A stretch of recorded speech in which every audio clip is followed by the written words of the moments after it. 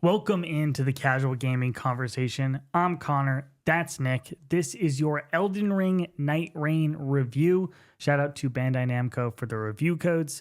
Nick, how are we feeling? I'm feeling amazing, dude. What a week it's been playing this game with you. So excited to talk about it. We finally get to talk about it. Yeah, I'm doing amazing. How are you doing? I'm doing great. Yeah, same boat here. Do not want to delay on talking about this at this point, so let's just hop right into it. But before we do that, shout out to everybody who supports us over on Patreon. You truly make this show possible. And if you want to go support us, head over to patreon.com/coop64, where you get bonus episodes of this show and you get early access to our other podcasts as well. Nick. Overall thoughts? Yeah, let's do it. Yeah, I love this game. 9 out of 10. It's an amazing video game. I think that there is clear critiques that exist for Elden Ring Nightreign, but I think that this is one of my favorite video game experiences I've ever had. I talk about playing A Way Out with Brady and playing Split Fiction with Brady. Playing Elden Ring Nightreign with you is like legitimately one of my favorite things I've ever done on the sticks. Having these epic moments of beating these bosses with you has just been awesome.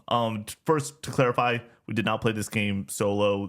We only played trios. This was like what we wanted to do.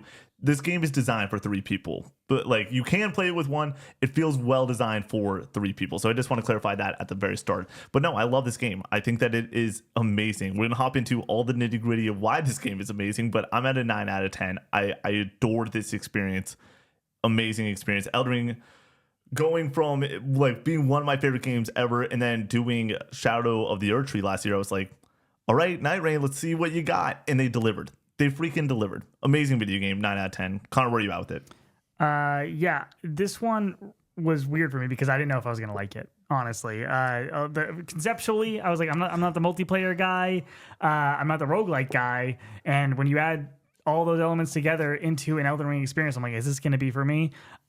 This game is absolutely phenomenal. I cannot believe how much I like this video game. I'm also giving it a 9 out of 10, and we finally got one. We finally got a game in 2025 that I absolutely adore. Elden Ring Nightreign is fantastic and it delivers some of the highest highs I have ever felt in video games, and getting to experience it with other people just ratchets the whole thing up to the highest degree. I love Elden Ring Nightreign. I'm so excited to spend 50 more hours in this game and keep playing it and experience everything else that it has to offer on top of the 45 that we spent over the last week playing it. It's been an amazing experience, and I can't wait to dig further into it with you. We'll hop more into this, but like this game was so good that it did a couple things. One, I want to like flash back to December post Game Awards when this thing gets announced.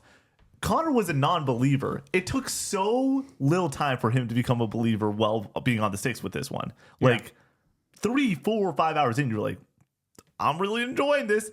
And it also, the second point, you were up till 1 a.m. playing this. You on a school night. Like you don't stay up late, like basically ever. The amount of times that you'll get a text message from me at 2 a.m., 3 a.m. while reviewing a game, being like, all right, I'm going to get back after it at 10 a.m. and everything, and just being like, bro, it's 3:45 in the morning right now. What are you doing? Like, you were putting on the Nikki Two Shoes aspect of it and being like, yep, let's do it. I'm like, Connor, it's 1:30. Are we starting another one up? You're like, yeah, let's go. I'm like, whoa. Like, this game was so good that it broke your schedule when it came to your sleep schedule. It was awesome. I was great. Obsessed with this game. Like, legitimately would fall asleep and dream about it. Yeah, I loved being in this world, taking on these foes. It took over my life in the best way possible. Yeah, and I think that it's a testament to how much this game hit home for you. We had a fun conversation where you're like, man, like I'm just waiting for a game to hit for me this year. Talking to you about this game over the past week has just been nothing but like seeing you fired up. It was awesome. I was like, am I broken? Like, do I just not like video games anymore? And then Elden Ring Nightreign comes around and I'm like, no, I just needed one like this, dude. It just needed to be this good, and it's this good, dude. It's so good. And like I said, like playing with you, it was such a amazing experience. Yeah. Like I will cherish these moments for the rest of Yeah. my life. Overcoming some of these bosses and finishing it out, and then calling each other on the phone like after we get off and be like, dude, it was so awesome. It Yeah. was so close. We finally got that boss down. It was great. The amount of stories, like obviously we don't want to hop into like very like deep mechanics on certain bosses and everything because we're refraining from like major spoilers. Obviously, this is not a spoiler filled review. This is just a review.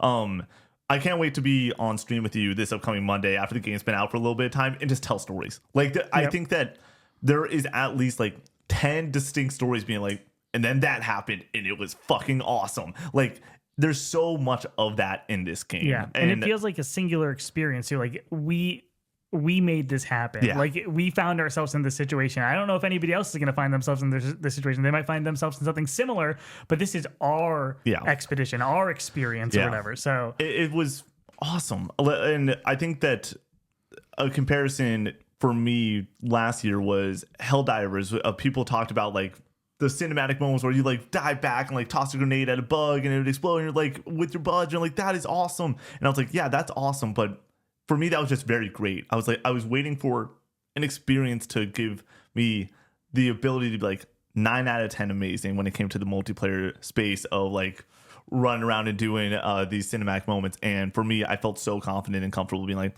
yeah, Elden Ring Nightreign's that game. 9 out of 10. I was at a 9 so early, and it just kept locking itself in. Just be like, yeah, this is an excellent video game. The few flaws that are in there that take it from that 9, 5, 10 area, like, are just like so apparent, but then everything else is so awesome that it's like, yeah, it's also so clear a way for us that this is an amazing game.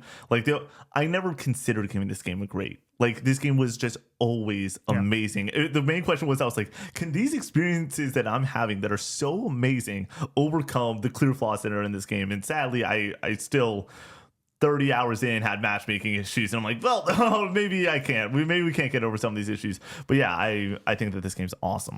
Yeah, let's hop into the details here. Do we want to just like kind of go over what Elden Ring even is, what a day-to-day is in the world of Linveld? We can start out there. I can take the reins on this, and then you hop in when you got your moments. Take the Nightreigns. Oh, this guy, who invited him?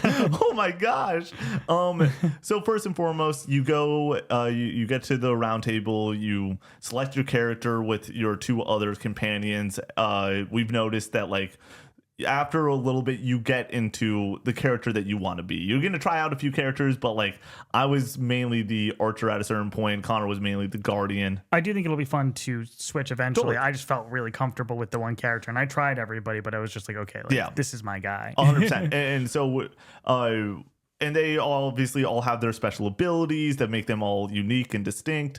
But yeah, after you select them, where are we dropping, boys? It really does drop you in a location. It's not like you get to choose exactly where you're dropping. You get dropped in front of a camp, and then it is all about running around, getting upgrades, clearing out camps, going to churches to upgrade the amount of flasks you have, going to watchtowers that go and you have to shoot a sigil or find it to go and find another upgrade, going and finding mini bosses around the map, taking them on. When they die, they go and drop upgrade options for you, and you're just going around trying to figure out any which way to upgrade you and your party to be able to take on the night 1 boss. Yeah.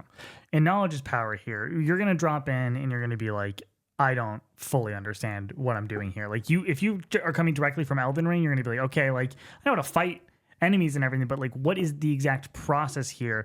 And you're not going to get to a high level on those first few runs probably as you're getting your bearings. But then once you incrementally get better and better and better every single run to the point where your real goal is to try to get to level 11 or 12. It caps out at 15. But by the time we were done with this review process, we were getting to 13, 14. We got up to 15, like really consistently after 20 hours of struggling to get to 12 or maybe 13 early on. Like, so, but that feeling of improvement is so tangible. But it is pretty difficult once you first drop in to learn the ropes here. But that's how I feel about most FromSoft games is it doesn't tell you outright exactly what you're supposed to be doing. You're supposed to be learning it yourself, and playing with other people who do know what they're doing is going to smooth that process over quite a bit.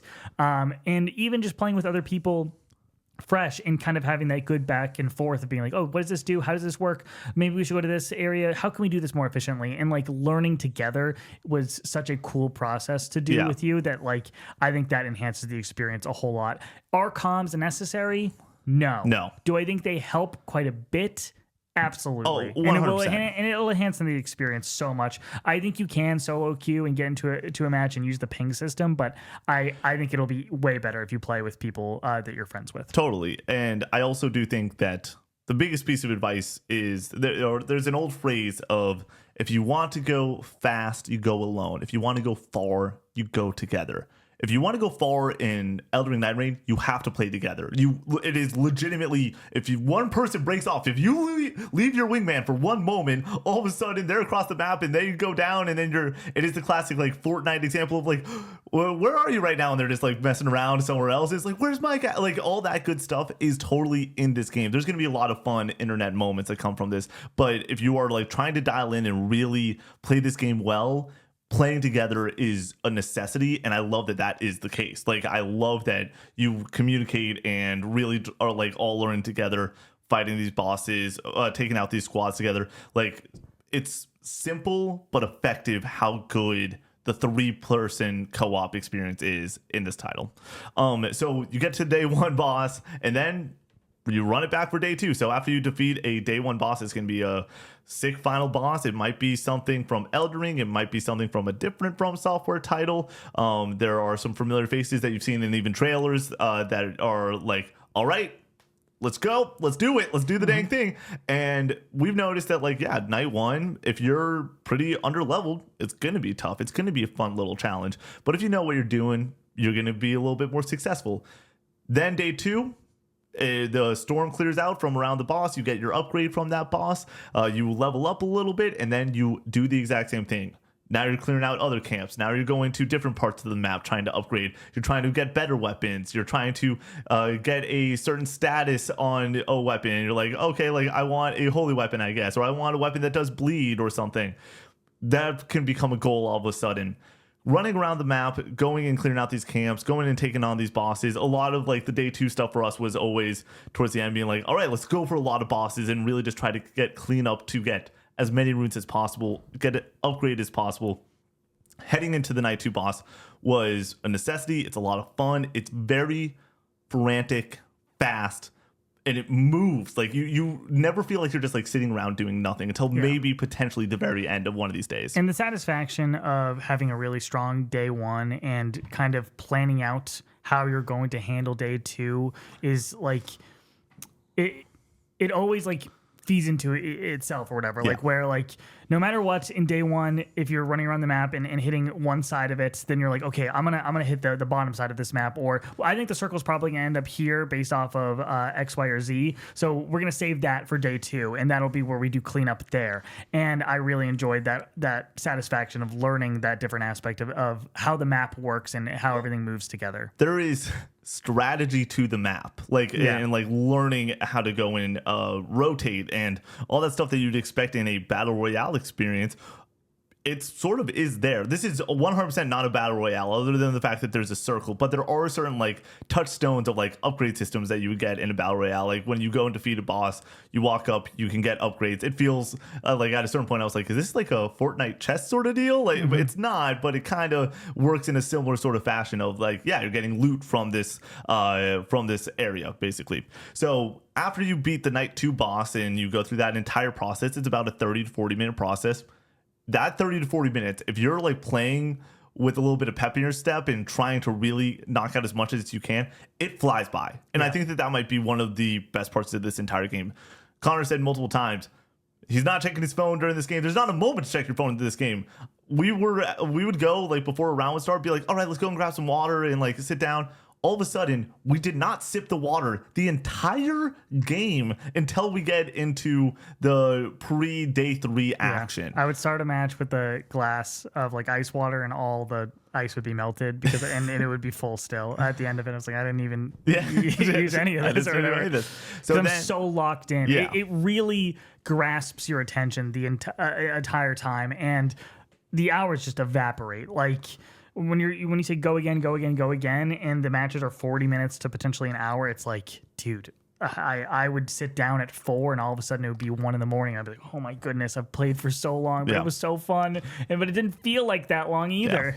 Yeah. And then you go and you have a chance to, after you finish out day 2, you go into a completely separate area and you then get ready to prepare for the final boss. So there's a little store. You can buy some things with some leftover runes that you have. You can level up one last time. You can go and upgrade your weapons if you have smithing stones. Same sort of deal as you would get in Elden Ring, obviously. And then you go and approach, as a squad, the final boss. It goes and puts you into a battlefield, and it's go time. Mm-hmm. That final boss, and we are not going to spoil bosses or anything like that. These bosses are some of the most well-designed bosses in any game. They're some of the most beautiful bosses in any game. They're some of the most difficult bosses in any game. And they're so much fun. Yeah. Like every single time Connor and I would be getting absolutely beat down, it does the perfect From Software thing of, if I die, it is on me. Like, I know I can beat this eventually. I just need to get better. I need to figure something out. I need to get good. And when the whole team gets good, you can start absolutely slaying some of these guys. It's awesome. It's so good. And the communication during these fights is so great as well. Of like, the aggro's coming towards you. Look out, look out, look out. And like, I'm popping a flask. How many flasks does everybody have left? How are we doing? Everybody keep it up or whatever. My ultimate's up. Let me use that when they do this. And all of that communication just really sings during these boss fights. And adds a nice level of camaraderie to everything where like when you do come out on top, it feels like you all work together so effectively. And then to learn one of these bosses and go back in and try it again and just see you melt them by having proper strategies is so much fun. It is. It's awesome. And like that's the cool part where like even today I had some time to hop back into some of the fights once again, and I was like, yep, I'm way better than I was when I first tried this. In the same way that it's the same sort of feeling that you get in every From Software title, which is initially you kicked my butt. Yeah. And now I'm going to kick yours. And it feels great to absolutely trounce a boss when you actually do get good. But yeah, that's the general loop of the entire game. I want to hop into some of the nitty gritty aspects of it now. I have a list of stuff. But first and foremost, Connor and I played for about 40 plus hours when it's all said and done. We've seen basically everything that this game has to offer. Like we've experienced a lot. With that being said, there are still secrets, there are still aspects. There was somebody that played the game for like 60 hours that we were playing with it being like, yeah, I just saw this boss for the first time today. I was like, whoa, like really, like there's that type of level of, you can play this game a lot and there will be new things that you can pick up from every single round. With that being said, we've experienced quite a bit of everything that Elden Ring Nightreign has to offer. Do you want to hop into the combat now? Yeah, I kind of want to circle back to the boss fights real fast, sure. Whatever, well, the final fights in this. I mean, within combat, I got the final fight, so let's hop in there. Yeah.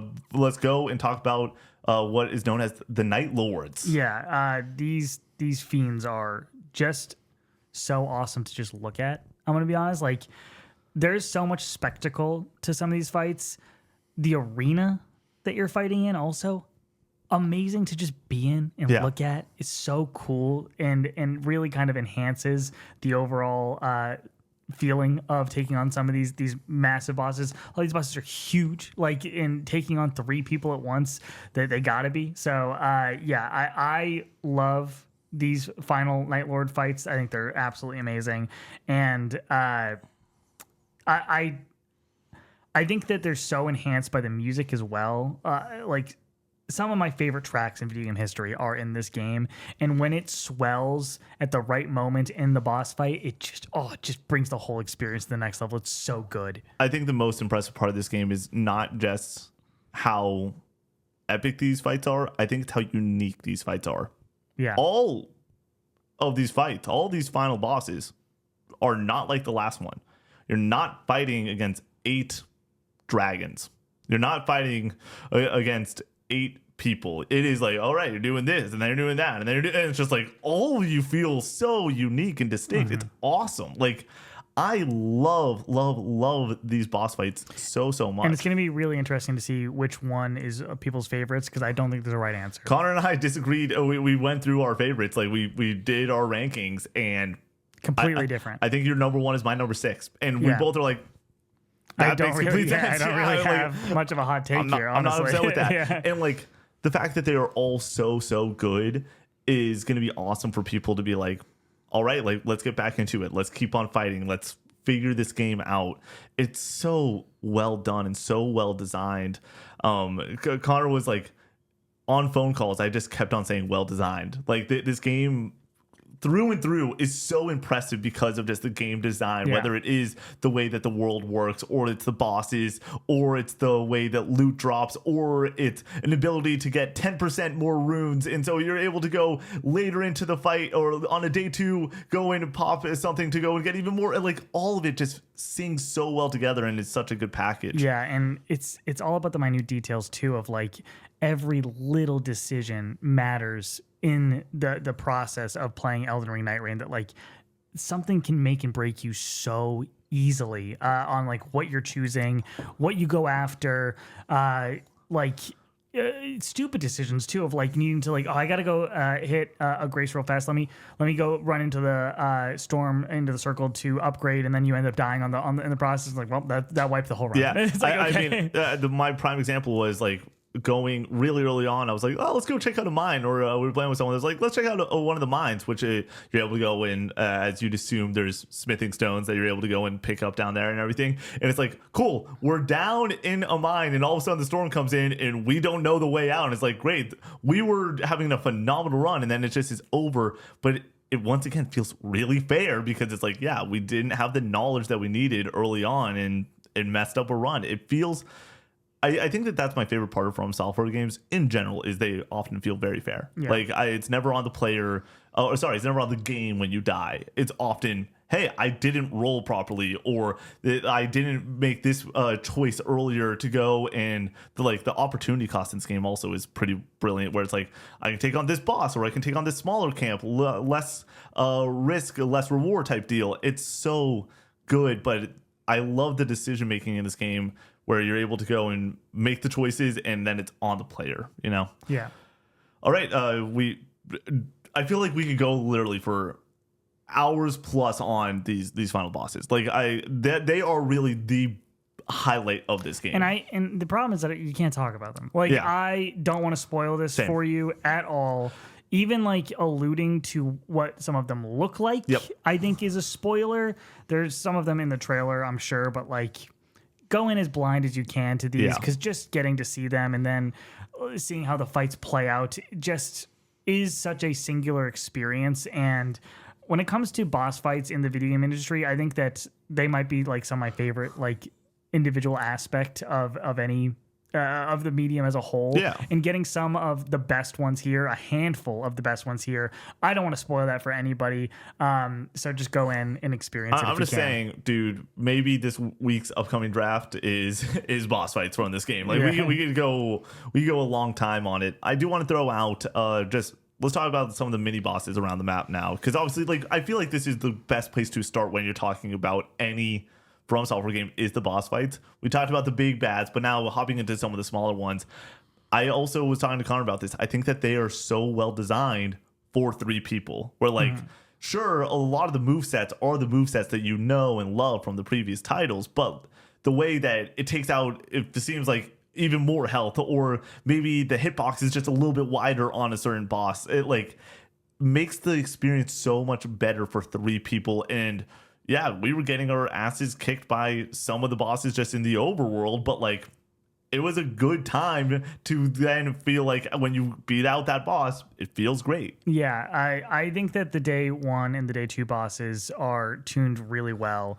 We were struggling early on, maybe with a few of them, but I think for the most part, they give a proper challenge and a good checkpoint of, okay, like we need to be here when it comes to level and when it comes to the items that we have to get ready for day 1 boss. And then that cycle repeats in day 2. And I found that satisfying every single time. And then when you get to the end of the day too, it's obviously you face off against a big bad, and they're great too. Like just every single boss that you can encounter in this game, I really think that a lot of people, the biggest critique that I saw going into it was, oh, this is just an asset flip. Like really, and it's like, but there is definitely some of that. I'm not trying to excuse the fact, but it's a really fun asset flip. Yeah, like I'm like, yeah, but the product is still awesome. Do I feel like this is the Elden Ring experience that you get in base Elden Ring? No. No. But it has so many of those core aspects, and just because there's visual aspects that are similar does not mean it's the same type of experience in any way, shape, or form. I mean, it has, obviously, it's still Elden Ring, but like my experience with Elden Ring, Nightreign is very different than my experience with base Elden Ring.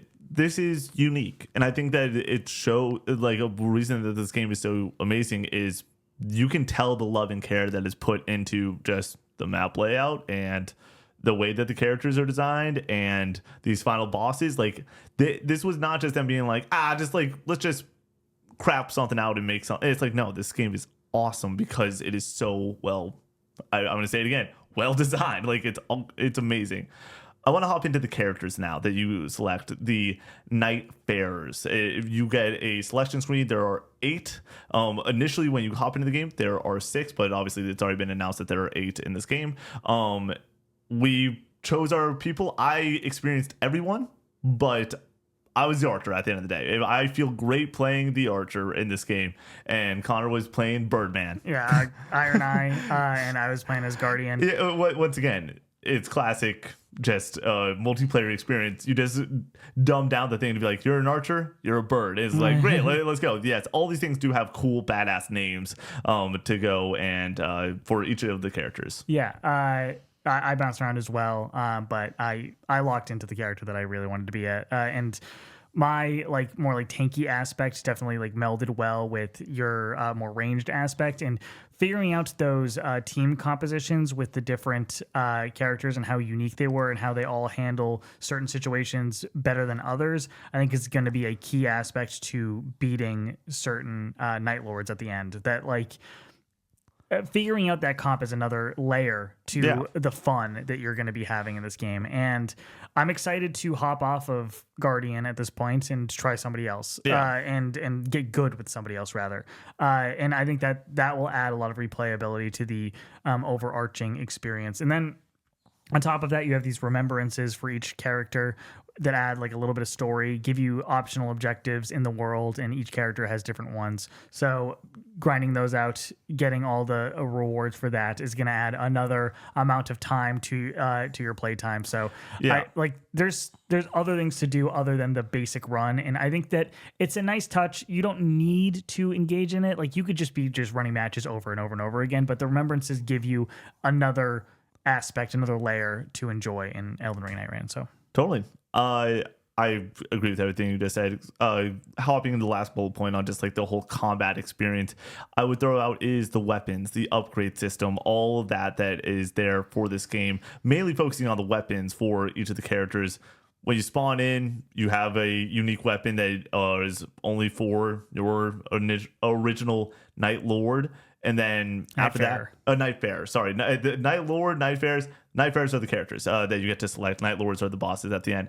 When you go and hop in as a Nightfare, you get your weapon, and then it's sort of a free for all after that. You can pick up basically any weapon. If you wanted to, as X, Y, or Z character, pick up a staff and start using spells, go right ahead. If you wanted to go up close and personal with the battle axe, go right ahead. Yeah. If you want to pick up a bow and be Legolas like I was, go right ahead. It does kind of push you towards your particular class's strong suit, though. I would say. But you were like, if you needed to get up close and personal, you had a second weapon that you could be like, okay, let me go slash away. I would always pick up a sword because Connor and I were making jokes early on that if somebody had a shield, really tough to shoot through a shield as a archer. So I would go and make sure that I had a good secondary on my character at all times. And so going and like finding weapons, whether it be through taking out camps or when you beat a mini boss, they go and give a drop, and it could be, especially if you walked into a camp and it was, for example, like a fire camp, they could drop a fire weapon, and you might be like, cool, I want this because a boss we might see later down the line is weak to ice or something like that. Going and having that rotation in that loop is so satisfying to upgrade your stuff, especially you do have in this game the classic upgrade systems that you see in a lot of battle royales and in just a lot of game systems. You have your normal weapons, then you have your blue weapons, then you have your purple weapons, and then you have your gold weapons. And when you get a gold weapon, it feels awesome. Yeah. It feels great. You feel like you're getting more powerful. And I think that through the weapons and the systems that they have, making the player feel more and more powerful, they do it so well. And I think that the RNG in the game when it comes to the weapon drops is really great because I had stuff that I was very much looking for and needed, or not necessarily needed, but like really wanted to better suit what I was trying to go accomplish in this run. But almost always I was getting something that I felt like I was like, this is worth it. And if one of the weapons isn't worth it in the drop, you also have the option of like a stat boost or whatever, of like raising your resistance to something, raising your poise, raising your stamina. And you're like, okay, these weapons don't work here. I'm going to do that this time. And then you go to the next camp and you get something that you really need when it comes to a weapon. And you're like, okay, this is a blue weapon. But it has a really good status effect on it that's going to help me with the final fight. Let's go to one of the mines. Hey, can we hit one of the mines on the way so we can go take on this boss that will drop a smithing stone? So then when we get to the finale, I can upgrade this weapon and be rock and roll when it comes to fighting the final boss. So yeah, I think that those systems are really well done. I'm not like the biggest fan of roguelike elements and RNG in games, but I think that when it comes to the repetition and when it comes to the randomness of everything, I think it's well tuned enough for me to feel like I'm having a different experience throughout. Whereas a lot of roguelikes, I have a problem with, like the first few rooms just feel the same every single time, and just getting through that is not very fun. But dropping into Elden Ring Nightreign, it's like, okay, immediately I'm like, okay, this is different. And you might have some similar experiences the more hours you play, but it'll be tweaked always enough for me to be like, okay, yeah, I'm having fun this entire time. Yeah, I think that the shine of the experience of like, it was fun. I think that it's been fun for 40 hours. Like, that's really impressive. I thought it was going to eventually, through the RNG, or like be like, even though there's RNG, it's going to start feeling stale 10, 15, 20 hours in, a dozen runs in, 2 dozen. Like, and the answer was like, no, I'm still having a great time. Before we hop into this next section, $50 title, right? Like, this is not a full price game, and I think the amount of hours and how good those hours are well worth the price. I would recommend this one being a day one sort of deal for 2 reasons. One, it's a great game. Obviously, like, I'm going to recommend an amazing video game. Number 2 is I would highly recommend not being on like the internet. I would want to go and see these bosses for the first time myself, because for us that was really special. Yeah, I think when it comes to the $50 price tag too, it's like I look at other games that might be similarly priced that you're getting 10, 8, 15 hours of gameplay in, like, just to beat everything in this game and roll credits, everything this game has to offer and roll credits, like, we're talking 40 hours here, like 50 depending on how skilled you are, maybe a little bit less, but like it's a robust video game with a lot to do in it. And even if you roll credits and you're done with it, I feel like you're getting your money's worth. But if you're somebody who's going to come back and play this game over and over and over again, I think you're getting more than your money's worth. Yeah, so, Connor and I were discussing a little bit of just like, this is not a forever game. I really don't think that it is. They could add content to it down the line, and maybe there's something there. And give me 2 more big bosses at the end of this, and I mean, I'm hopping back in. Yeah, if they were to add stuff to this, I would be all over it. Yeah. But with that being said, I think that what is here is like, it's pretty funny. We talk about Tom Cruise movies and like Mission Impossible and Top Gun Maverick on like the last episode of the pod, and it's like, this game feels like the summer blockbuster of video games for me. Like, where it's like, these big action fights that you're taking on with your buds. It's like, heck yeah, dude. Like, I'm all about this.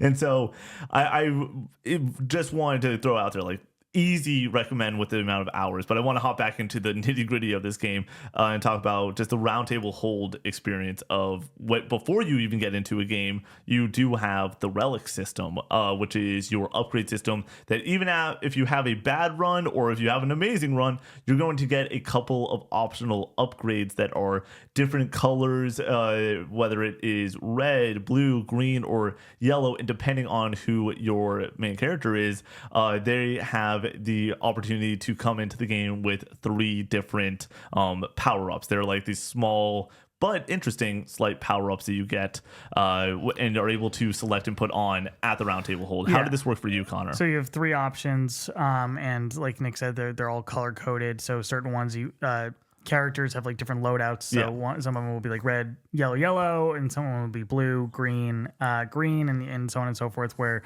depending on what the loadout is, you can only bring in certain ones, and deciding which one you're going to use, and then also deciding which runes you're going to slot in, or relics you're going to slot in rather, can make and break the experience in my point. You said these are small changes. I think in some instances they're small changes. In a lot of instances, these are big changes and can really sway everything when it comes to your experience with this game. Like, I was putting ones on that I think changed my gameplay quite a bit, and I really enjoyed kind of min-maxing and trying to better suit my character.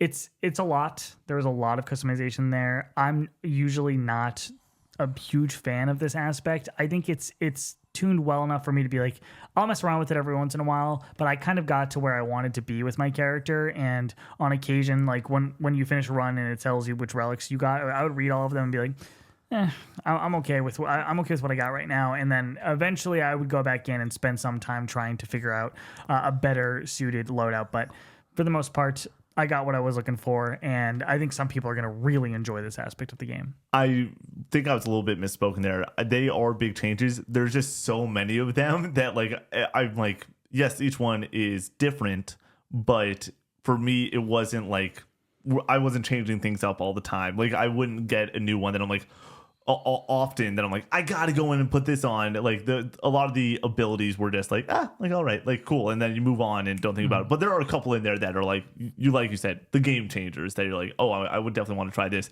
And your game changer for your character is different than my game changer for mine.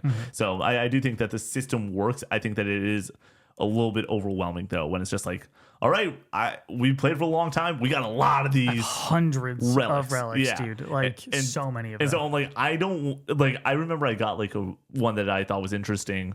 I was like, oh, maybe I'll put this on. And I was like, I go and I try to find it. I'm like, I can't even find it. I'm not even gonna worry about it. And then I opt into another round. Also in this area, this is sort of like where there is some level of narrative. This is where you go and hop into remembrance quests for each of your characters and everything. Like I said at the very start, you don't really need to hop into this. Like, it is completely optional. It's not going to change too much of your overarching experience, but it's going to change certain things. The story and the narrative is there. It's just not, in my opinion, like a necessity. In the same way that in Elden Ring, it's not a necessity, but there's going to be the people that dive deep on what this means for the Elden Ring lore. And I can't wait to see some of those YouTube videos at like 3 a.m. where I'm like, I got to click on that thumbnail and see what's up with this character. I think the overarching setup is pretty interesting, and I enjoyed that quite a bit. But yeah, I agree with the remembrance as being a side aspect that I think are going to be fun to dig into, but not like why I play this game. I think that's another important part. That's not why you and I show up to a From Software title. Like, I think that it was really interesting playing Elden Ring in the way that I did. Obviously, if you're a fan of the channel, you knew that I played about 35 hours off camera, and then we did a subathon for 50 hours of me playing base Elden Ring, and we beat basically everything that the game had to offer in that 50 hours. Going and having that experience is just a little bit like awesome, epic, and everything. And then after the fact, I was like, story time. Like, now let's go to the stories and like let's see these YouTube videos and everything. Very similar experience that I think both you and I had was we enjoyed this, and now I'm gonna let a lot of the story YouTube people handle that aspect of it. That's not really why I'm in on this one. And also, the most essential part of the Roundtable Hold is the mirror. Costumes, dude, like with the different skins. So cool. So many. I loved all the skins that were available in this game and being able to unlock more of them. Really interesting, cool aspect of the game. For sure. Yeah. Getting to just change up your outfit every now and then and play stylist was always a good time. Yeah. And then the last thing I want to hop into when it comes to the Roundtable Hold is getting into parties. This was one of my least favorite aspects of this entire game. This is my biggest knock against this game, I think. If you don't know, this game does not have crossplay. It does not have cross progression. And it is also, for those who don't know, it's the year 2025. So not having either of those things is kind of insane. But even if you are on the same platform, it's also still pretty tough to get into a match. The amount of times that Connor, myself, and somebody else would go and be like, all right, I'm going to try to join you, and it works for me to join Connor, but that third person, it doesn't work for them to join Connor, so they have to join me. Like, there was times that you and me were taking 15-20 minutes to get into a match, and that was a little bit slow. And then sometimes it just worked. Like, there were moments where all of a sudden we all put in like a password, or we all join up on one person, and it just works. I think it's definitely worth noting. I think that this will be ironed out in the coming days, weeks, when it comes to this game, but it was pretty rough trying to play with other people. Yeah, for sure. But I do think that it is a necessary critique in case it does not get ironed out, because I think that day one, when especially the biggest recommendation I think you and I would give is play this game with your friends. If you got friends that are interested in it, hop in with them. And it's like, if that process is tough, it's going to be tough. I do think that if you are booting up solo and trying to just get into a lobby with a couple other people, of randoms, I assume that process is going to be pretty fast. But when you're trying to matchmake with your friends, it's a little bit more difficult. The last thing, I have two more big topics that I want to go through: the atmosphere in the world. I just want to talk about everything that we have to offer in here, whether it is just the gameplay experience of going to churches, caves, in-world bosses, ever jails. There's a castle that you can explore. Doing all that in the entire atmosphere of this game, I just wanted to hop in on that, I think is awesome. You're back in Elden Ring, dude. Like, it feels great to be back, and the way that the map is reshuffled every single time, it feels a little bit unique, but at the same time, it still has the magic of discovery and exploration that I love so much from base Elden Ring and my experience with Erdtree. How is hopping back into a Elden Ring experience for you? Yeah, I mean, like, I don't have the same fondness as you do for Elden Ring and like the world design and everything. Like, you're a huge fan, and I enjoyed my time with Elden Ring, but didn't get into it as much as you did. But yeah, I think that when it comes to the look of the game and when it comes to the atmosphere, it's excellent. It's a very fun sandbox to run around and just kind of look throughout this world. It's very pretty. I don't think that like they're graphical powerhouses when it comes to FromSoft games, and I don't think this one's any different, but it makes up for it in the art design so well that that issue is completely wiped away, in my opinion. So I would say that the atmosphere is probably my favorite part of this game, besides the final bosses.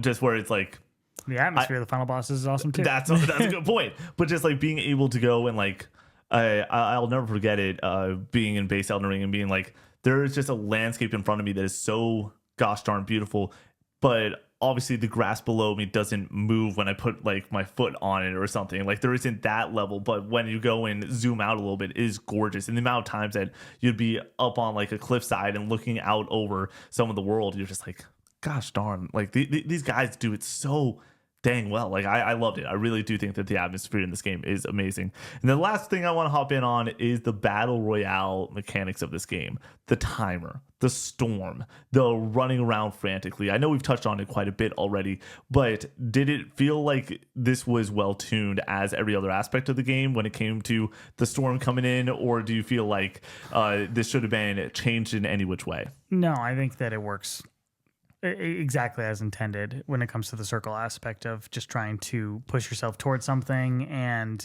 the randomness of a circle. Like, I remember playing Fortnite and being like, oh, we got a good circle, guys. Like, we're going to be well set here. And it's that same exact feeling in Elden Ring Nightreign, where you've kind of hit the top part of the map, and then the circle appears where it's going to end up, and it's like the bottom third and or bottom left side, and you're like, oh, perfect. Now we can just kind of make our way down there and spend more time in that circle before we go on to that final fight in the day. And that process is repeated in the second day. So I really like that aspect of the game, and it's stressful too. It's like, the storm's coming in. Let's go. We got to get out of here. We have seconds left before this boss is going to go down. We got to give it our all right Yep. now, or else we're going to be caught in this storm, or we're going to be running through it and we might die. So let's get this over with, get our loot, get out, get to the grace, heal up, get our pots refilled, and move on to the next thing. And that feeling is really cool when it comes to the circle coming in. Yeah. And just running in the circle, like when you can manage it pretty well, where like if you have a lot of heals left, you can like be popping them every once in a while. But like the stress of just being like, am I going to make it out of this? Like is palpable for sure. For sure. And then with the timing of that, I want to bring up a point of on the other side of it, when you do clear out, let's just say the top left of the map, and then the circle is over the top left of the map, it goes and like makes you feel pretty just down in the dumps of like Defeated. like There's been instances where we're like, we have nothing to do in the circle now because we've already done everything that we can do, and it's like, well, that run is kind of cooked. I think that's another negative that I have in this game. But you can't overcome it. Yeah. Like we had instances where it was like that, where we're approaching like the end of the day and the circle is coming in, and like there's only like one or two things left to do, and we were just like standing there waiting for the final boss to initiate for that day. And then we're like, okay, we're starting to map out like day 2, we're gonna hit this, we're gonna do this, and then we should be able to put ourselves into a position to be able to win in the finale. And we did it. Like we had multiple instances where it was like, we need to get to level 12 and we got to level 13. It's like, okay, all right, yeah, we got this. I will say we don't know what the penalty would look like if you left a game, but there is a penalty that if you leave a game early, the amount of times that a run would be cooked early on, and we're just like, we're cooked, let's re-rack it. Like the joke at a certain point was like, we re-racking it, we got him, and it would be often yes, because it feels like after you put in like 20 minutes, if everyone goes down multiple times, it's like, oh shoot, like we did waste 20 minutes. That feeling does stink a little bit, but I think that's like the exception to the rule. The rule is often that you go through the 40-minute experience, and sure, there might be things that go wrong, but you can bounce back from it, and it does feel good to bounce back from those moments. Also, this is just a mechanic that I think relates to the storm. Is classic Souls fashion of, if you die, you drop your runes, and then you get back in, and you got to pick your runes back you up. also lose a level. Or yes, you lose a level. But the level is in the runes that you drop as well, so you can go back and grab that, and then get back to a grace and recover. Yeah, and it feels great to go, and like the amount of times that you would lose your runes in the storm, and then everyone's fighting a day 1 boss, and then day 2 it's like, all right, I'm gonna go out and grab that and go and like the way you are able to recover in this game does feel decently well refined, but it's not perfect, where I would say every single situation you can recover from. Especially the worst is when you can't, and you feel like you're 30 or 40 minutes into it, and then you either decide, hey, let's go and fight the day 2 boss, or like let's try the day 3 boss or whatever, and you just get smoked, or it is, hey, let's back out and hop back in. There is a little bit of working out that I think could have been done in some of those systems to not feel that way all the time, but I would say that only happened a couple times in the experience. Yeah. Connor, is there anything else you wanted to discuss about Elden Ring Nightreign? If you want to play this game with us in the community, hop into the Discord. It's going to be linked in the bio. I'm sure that there's going to be people looking to play, squad up, have a great time playing this game. I can't wait to hear all the stories that come out of other people playing this game and how their experience goes, because I think it's going to be magical. Honestly. I also need to plug that me, you, and Brady will be playing it for the first time on that stream, I believe, or sometime this weekend, but I assume on that stream for the first time. We'll be hopping in on a Monday stream. We talked about this stream and how to make it special multiple times, and I think that Connor, myself, and Brady found the perfect formula for that. Connor, Brady, and myself will not be in Discord boxes. We will be all on the same couch. We will have 3 TVs set up, and we will be doing a LAN party for Elden Ring Nightreign for the Monday stream. I genuinely think that this is going to be one of the most wild, wacky experiences, especially where Connor and I, we feel pretty good playing this game at this point. Like, we're not experts. There are many people that are way, way better than us at it, but it's going to be awesome for you and I trying to lead Brady into victory and everything and like figure it out. Oh, it's going to be so much fun. And I can't wait for that experience. The last thing that I want to say about this game is the thing that is my headline for this. It is, I adored playing this game with you, man. Like, this was one of my favorite experiences playing video games. And it really just was a treat. Like, I will never ever forget my experience with Elden Ring Nightreign. The classic thing that we normally ask at the end of something like this, though, a review is it a contender for you? Is it one of the things that you could see being on your Game of the Year list?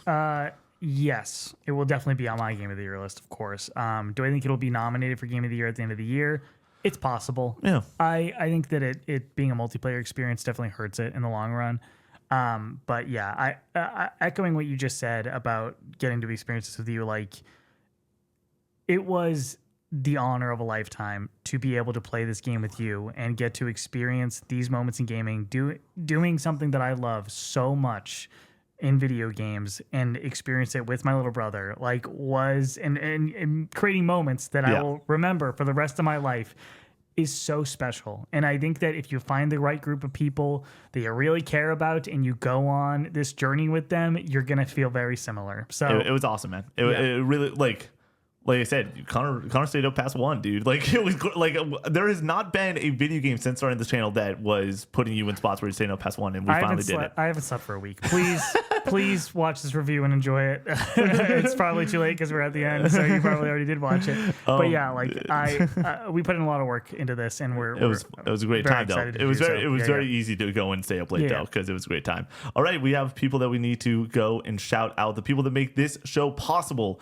These are the people over at the Dearly Beloved membership over on Patreon. They get their name read at the end of every single podcast we do here at Co-op 64. Amazing members like MG Dunbar, Mr. Munchies, Farmer Spud, Rocket Tater, Nofi, Apathetic Titan, JC Falcon, Swampy Bits, Jaxie, Sconzi, Cheery Sentry, Strachan 1978, Tyler D, Scooterman, Das Scoopy, Dinkelberg Rules, Centuro, Hook'em Horns, Go Nash, Neutral Sphere, Charlie W, Easton C, Stooby Dooby Doo, Calvin M, We Nuke This Kingdom, Crispy, DJ Zach B, JC, Uli, Jacob D, Big Mac, Metal Nate, The Patty Cake, Bear Pog, Yogi, Dom, Holden M, Colin C, Brock, Voodoo, Dr. Pookie Bear, Alex the Golden, Andrew H, Master Diz, Jesse F, Only One Rufus, Drifter X1 Skirt, Presto, Maverick, Goops, JMappy3, Ali Benally, Michael, and Kingdom Hearts Sucks. Thank you so much for enjoying this episode of the Casual Game Conversation. We will see you in the next one.